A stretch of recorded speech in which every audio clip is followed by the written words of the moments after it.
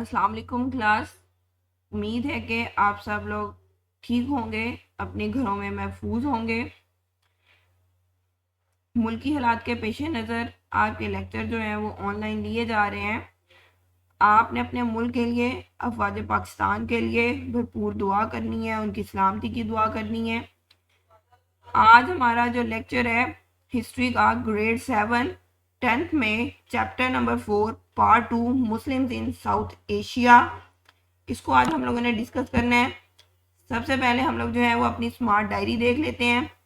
Smart diary में है describe, आपका एसएलओ है describe culture contribution of the Lodi dynasty and also explain the decline of the Lodhi सल्तनत। जो कल्चर कंट्रीब्यूशन उन्होंने किस तरह से की लोधी डायनेस्टी ने, मतलब कि उन्होंने कौन कौन सी तामीरात की, उनका आर्किटेक्चर वो कैसा था, उनकी जो है वो उन्होंने लिटरेचर में किस तरह से रोल प्ले किया, उन्होंने एजुकेशन में किस तरह से रोल प्ले किया, तो वो सारी जो है उनकी कल्चरल कंट्रीब्यूशन हम लोगों ने बतानी है। और फिर उसके बाद हम लोगों ने बताना है कि उनका डिक्लाइन कैसे हुआ। उसके बाद आप लोगों का क्लास वर्क है page number 49 cultural contribution to page number 50 what I learn. ये समरी है आपकी सारी पूरे चैप्टर की व्हाट आई लर्न में, plus page 49 both talk and tell. उसके बाद page 50 it's fun to do exercise part B4, इसको हम लोग कवर करेंगे। और होमवर्क में भी आप लोगों को एक्सरसाइज पार्ट B4 जो है वो दिया जा रहा है यहाँ पे। स्टूडेंट आज जो है describe the decline of the Delhi सल्तनत इन ओन वर्ड्स, अपने वर्ड्स में आप लोगों ने राइट करना है। टाइमलाइन वर्ब्स जो है वो ग्रामर टास्क में है। Class activity discuss cultural contribution of the Lodi dynasty. सबसे पहले हमारे पास है कल्चरल कंट्रीब्यूशन। आप जो हम लोग पीछे से लोधी डायनेस्टी के अबाउट जो है वो पढ़ते आए हैं, उसमें हम लोगों ने जो है वो 3 रूलर्स के अबाउट पढ़ा, बहलूल खान लोधी के अबाउट, सिकंदर लोधी के अबाउट, और हम लोगों ने इब्राहिम लोधी के अबाउट पढ़ा था। अब हम लोगों ने बताना है उन्होंने जो है वो स्काफती तौर पे जो है वो किस तरह से जो है वो कंट्रीब्यूशन की। The Lodi dynasty had a great impact on the culture of India. मस्जिद and tombs were built in their era, उनके ज़माने में जो मसाजिद बनाई गई, मकबरे बनाए गए। मौत की मस्जिद, ये मैं अभी आपको इसकी पिक्चर भी नेक्स्ट दिखाती हूँ, was build during the rain of the Sikandar Lodhi. Sikandar Lodhi के ज़माने में जो है उसके दौर में, दौर हुकूमत में मौत की मस्जिद बनाई गई। दिस मस्जिद was considered the beautiful dome structure, इसका जो गुंबद के स्ट्रक्चर थे वो बहुत खूबसूरत था। Lodhi garden is a park spread over 90 एकड़ situated in new Delhi. New Delhi में जो है 90 एकड़ पे ये पार्क जो है वो बना हुआ है, जिसको लोधी गार्डन का नाम दिया गया है। It has Mohammed Shah tombs. अब वो ये बता रहा है कि जो लोधी गार्डन है उसके अंदर किन किन की जो है वो कब्रें और मकबरे जो है वो मौजूद हैं। तो मोहम्मद शाह टॉम, सिकंदर लोधी टॉम, अभी मैं आपको सारी जो है वो इनकी पिक्चर्स दिखाऊंगी।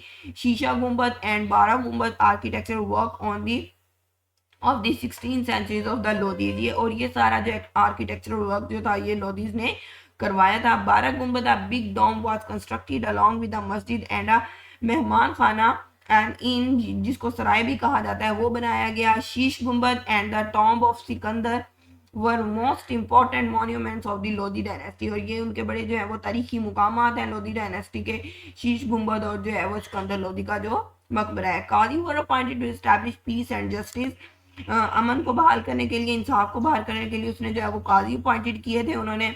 मैनी संस्कृत बुक्स वर ट्रांसलेटेड इनटू पर्शियन, बहुत सारी जो है वो बुक्स ऐसी थी जो कि संस्कृत में थी, जिनको उन्होंने फारसी जुबान में उनका तर्जमा किया। अब यहाँ पे ये वाली जो आप लोगों को नजर आ रही है ये मौत की मस्जिद है, ये लोधी गार्डन है, ठीक है। ये लोधी गार्डन के अंदर ही मोहम्मद शाह का जो है वो टॉम्ब है, ये भी लोधी गार्डन के अंदर ही जो है वो सिकंदर लोधी टॉम्ब है। ये शीश गुंबद जो है इसका आप लोग यहाँ पे ये गुंबद देखे हैं, बहुत खूबसूरत बना हुआ है, तो ये भी जो है यहाँ पे इसी के अंदर बनाया गया है। और ये 12 गुंबद जो है ये भी इसी के अंदर ही है, इसी गार्डन के अंदर। उसके बाद है हमारे पास the decline of the Delhi सल्तनत। There was no rule for succession of the death of a king. King के बाद वो कहता है कि कोई रूल नहीं था कि कौन आगे कामयाब होकर आएगा। There were always civil wars after the death of the every sultan. हर सुल्तान की जब डेथ होती थी उसके बाद एक सिविल वॉर छिड़ जाती थी कि हुकूमत में कौन आएगा। The boundaries of the empire expanded so far and wide that it was hard to control rebellions in different parts of the state. वो कहते हैं कि बाउंड्रीज इतनी एक्सपेंड की गई थी, इतनी दूर थी कि वहां पे उन बगावतों को जो है रोकना उनके लिए मुमकिन नहीं था उनकी रियासत में। Unrealistic military reforms produce untrained soldier. अब जिस तरह से पीछे उन्होंने जो है वो कहा था कि उसने क्या किए थे, जो हमारे पास मोहम्मद बिन जो तुगलक था, ठीक है, और जो फिरोज शाह तुगलक था, उनकी ऐसी रिफॉर्म्स थी। उसके बाद जो है वो लोधी डायनेस्टी में भी ऐसी जो है वो रिफॉर्म्स की गई कि जो मिलिट्री में जो है वो ट्रेंड सोल्जर्स आ रहे थे, ठीक है। जब अनट्रेंड सोल्जर्स आ गए, फिर उन्होंने आगे जो है वो किस तरह के जो है वो अपना दिफा करना था, वो दिफा के फिर काबिल ही नहीं थे। Afghans did not accept the supremacy of the Lodhis. After Sikandar Lodhi's death they develop their sovereign states. उन्होंने जो है उनकी सुपरमेसी को जो है वो एक्सेप्ट नहीं किया था, उनकी जो है वो हुकूमत को एक्सेप्ट नहीं किया, और उन्होंने जो है वो एक अलग जो है वो रियासत बनाई। After Timur invaded India, the central government of the state weekend, वो जो है वो कमज़ोर हो गई। मंगोल ओवर पावर दी सल्तनत ऑफ दिल्ली। मंगोलों ने जो है वो उसको ओवरकम कर लिया, वहाँ की दिल्ली की सल्तनत को।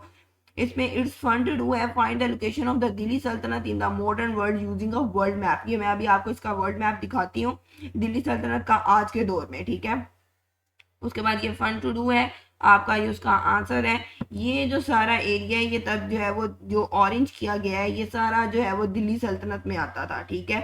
ये बांग्लादेश का कुछ एरिया है, यहाँ से कुछ नेपाल का एरिया है, पाकिस्तान का कुछ एरिया है यहाँ पे, ठीक है।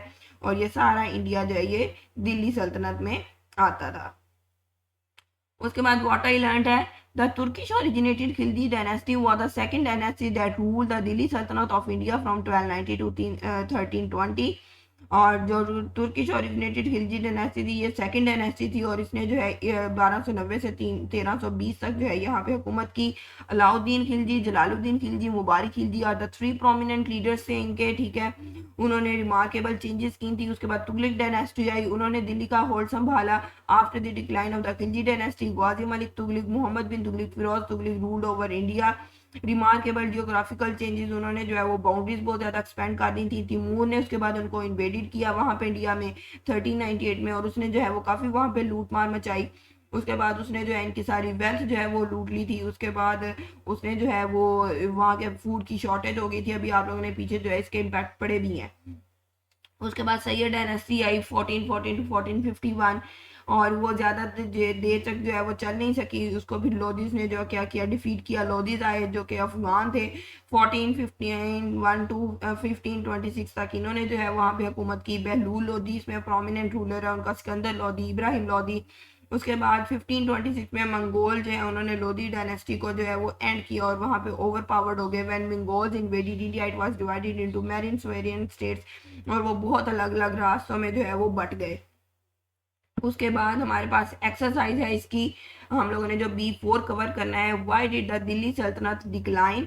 तो इसमें अभी जो हम लोगों ने दिल्ली सल्तनत डिक्लाइन हम लोगों ने पढ़ा है, इसमें से आप लोगों ने लगाना है फर्स्ट इसका जो है वो there was no rule for succession after the death of a king, ये वाला there was a rule civil war after the always the civil war after the death of the every sultan. यहाँ से लगाएंगे आप fourth शोर का B4 का। उसके बाद आप लोग यहाँ से मार्क करेंगे unrealistic military reforms produce untrained soldiers, इसको मार्क करेंगे आप B4 में। उसके बाद आफ्टर टाइम्स, यहाँ से आप लोग मार्क करेंगे दिल्ली तक, और ये जो है आप लोगों ने यहाँ से पहले यहाँ से यहाँ तक आप लोगों का मार्क होगा। उसके बाद आप लोगों ने अनरियलिस्टिक मिलिट्री से यहाँ तक आप लोगों ने मार्क करना है। उसके बाद आफ्टर तिमूर से आप लोगों ने इसको यहाँ तक जो है वो मार्क करना है। ये मैं आप लोगों को इसको जो है वो शो कर देती हूँ, ये वाला आप लोगों ने यहाँ से मार्क करना है। उसके बाद ये अनरियलिस्टिक मिलिट्री रिफॉर्म्स ये आप लोगों ने मार्क करनी है। उसके बाद आफ्टर तिमूर इन्वेडेड, ये आप लोगों का जो है B4 का जो है वो आंसर है, ठीक है। उसके बाद हम लोग जो है यहाँ पे मार्क करेंगे हमारा एक टॉक एंड टेल है। एक जो है टॉक एंड टेल इस पेज पे ऑलरेडी हो चुका है हमारा, जिसमें हम लोगों ने रूलर्स के नेम बताने थे। दूसरा टॉक एंड टेल है compare and differentiate the policies of the Tughlaq and the Lodhi's rulers. हम लोगों ने उनके जो पॉलिसीज थी उनको कंपेयर करना है और डिफ्रेंशिएट करना है। तो वो कहते हैं in Tughlaq ruler extra tax imposed on farmer, उन्होंने जो है वो एक्स्ट्रा टैक्स लगाया था फार्मर पे, जो दोब एरिया जो था वहाँ पे। They replaced old coins into a new coins and there was no check and balance on corruption. Corruption पे कोई check and balance नहीं था. Literature was restored and translated literature from Sanskrit to Persian. उसके बाद जो Lodhi ruler थे वहाँ पे एजुकेशन काफ़ी प्रमोट हुई थी, ट्रेड और एग्रीकल्चर फ्लरिश की थी, और इन्होंने भी जो संस्कृत की बुक्स थी उनको जो है वो पर्शियन में ट्रांसफ़र किया था। ये जो आप लोगों को नीचे डायग्राम्स में ये जो पिक्चर है आप लोगों को शो की जा रही है, यहाँ पे ये वो कॉइन्स हैं जो कि मोहम्मद बिन ने जो है वो टोकन मनी जो है वो जारी की थी, नए कॉइन्स बनाए थे, ये उनकी पिक्चर है। तो आप लोगों से मैं फिर कह रही हूँ कि आप लोगों ने अपने अफवाज पाकिस्तान के लिए, अपनी आर्मी के लिए जो है वो भरपूर दुआ करनी है। आप लोगों ने जो है उनको हर नमाज के बाद अपनी दुआओं में याद रखना है। और यहाँ पे हम लोग एक दफ़ा स्मार्ट डायरी दोबारा देख लेते हैं। ये स्टूडेंट टास्क आप लोगों का है, होमवर्क में B4 आप लोगों ने करना है। लर्न करने के लिए आप लोगों को टाक एंड टेल है, एक्सरसाइज पार्ट B4 है, और आप लोगों को जो है वो I learn it's fun to do जो है वो आप लोगों ने इसमें करना है। इसी के साथ हमारा लेक्चर अख्ताम पज़ीर हुआ। फ़ी अमानिल्लाह।